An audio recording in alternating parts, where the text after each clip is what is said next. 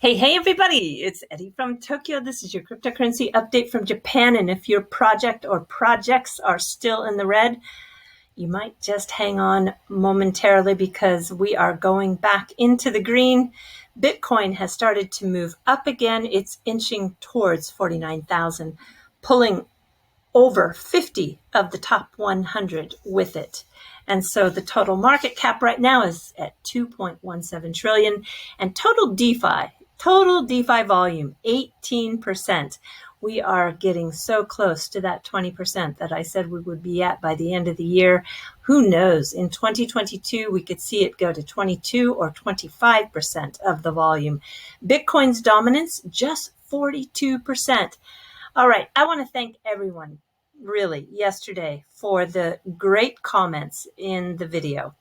The fighting of FUD is something that is not one of my favorite things to do. So those wonderful comments really made it worth it. We're going to cover some important topics today along with some observations. One of those observations is the Ripplenet business is really getting some attention, and that is because of the growth. And it's popping up in more and more non-crypto media. This is the New York Stock Market article about the expansion of Ripplenet into Africa and the coming countries in Latin America with Paydeck. I am telling you, I'm so excited to really follow the on-demand liquidity in Africa, Latin America, and Asia, because at the end of the day, utility does matter.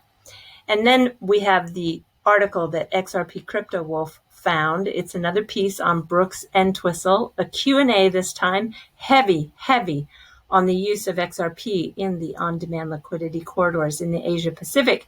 He says up 130% year over year in growth due to this part of the world embracing new technologies, especially when it comes to digital assets and payments.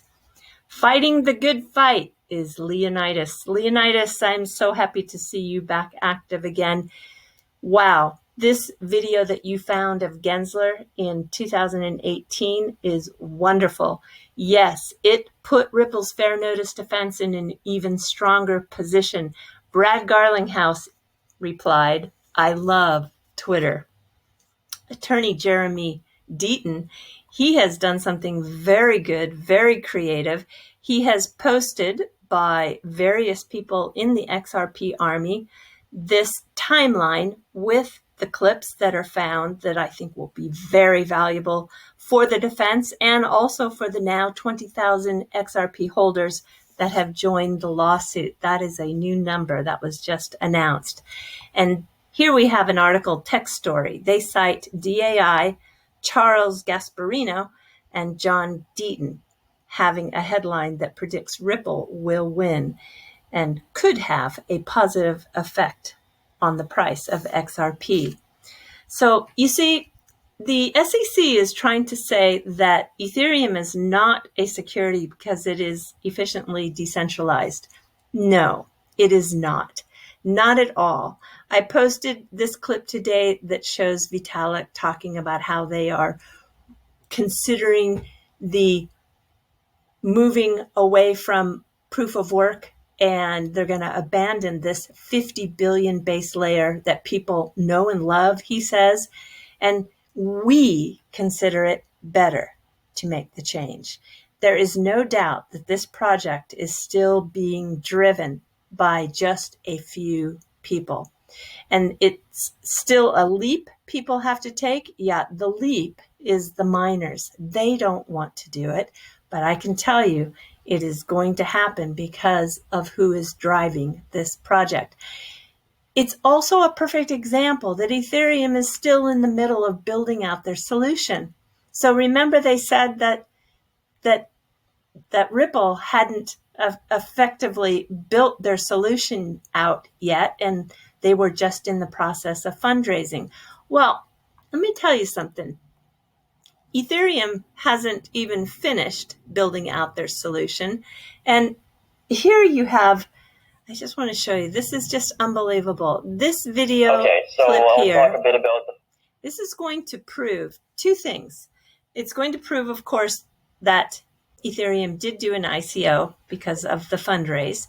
And it also is going to show you something very interesting about how in November 2017, 6 months before Hinman's speech, you can definitely see that Lubin was being coached.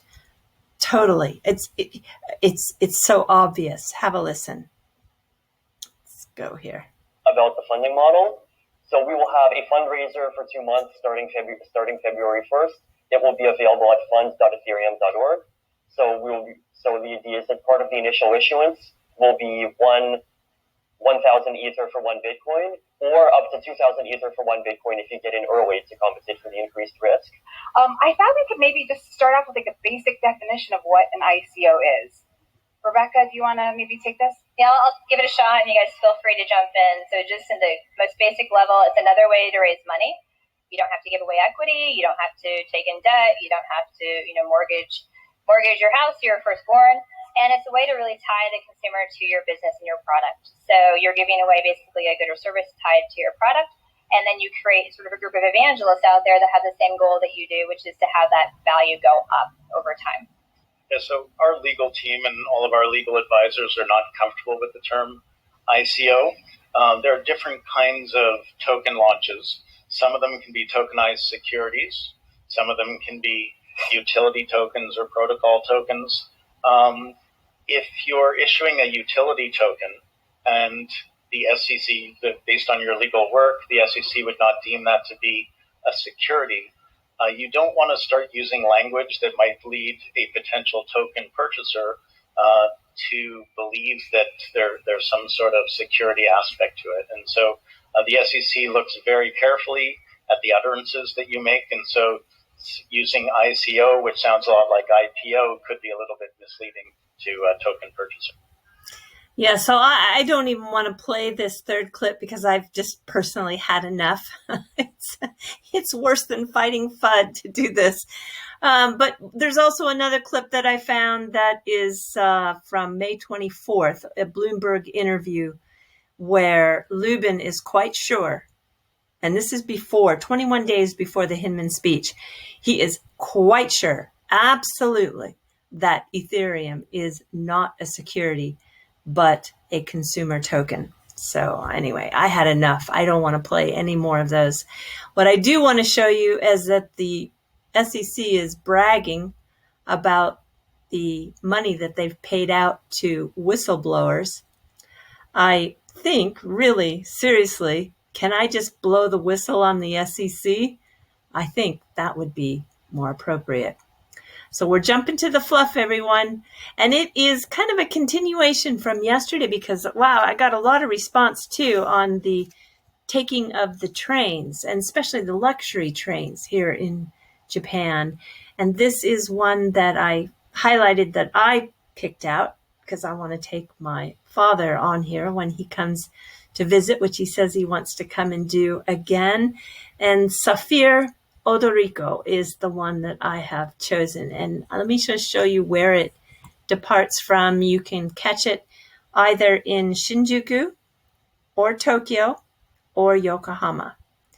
And there are some different beachfront, really gorgeous coastal communities all the way down its route here. Ito is really good, but the one place that I'm going to show you that I think I would go to is Shimoda, only because of all the beaches, it probably has the best. And not that I'm so much needing to get my feet in the sand, but I want to have as long of a view as possible from the train, right? This is car one. And a lot of people asked, how much does it cost to take the luxury train? This particular car, which is nice, don't you think? I think it's really nice, really super nice. This is $110 to go from Tokyo down to Shimoda. And then if you want a private car, yeah, the private cars are available. It depends if you get a private car that holds 4 people or holds 6 people. If you're in the car that holds 4 people, it is $91 each. And then if you are in the car that holds 6 people, it's $148 each. And that's one way. And then there is the green car that is cars 5 through 8. And they look just as good to me. 2x2s and big windows.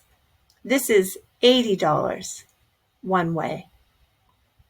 So it's great. And all of the cars can access the cafeteria, which looks fabulous to spend time at too. It's really, I think this is really a place you want to check out. There are so many waterfront inns, so many. In fact, I couldn't even find one that I thought was like the one to stay at, because let me just get this. There's so many. As you can see here in the search, there are just so many to stay at. This is all in Shimoda. So I don't think you're going to be lacking selection at all. Yeah, looking so many just with these great ocean views. Fantastic. All right, everybody, do take care. Sayonara for now. Bye-bye.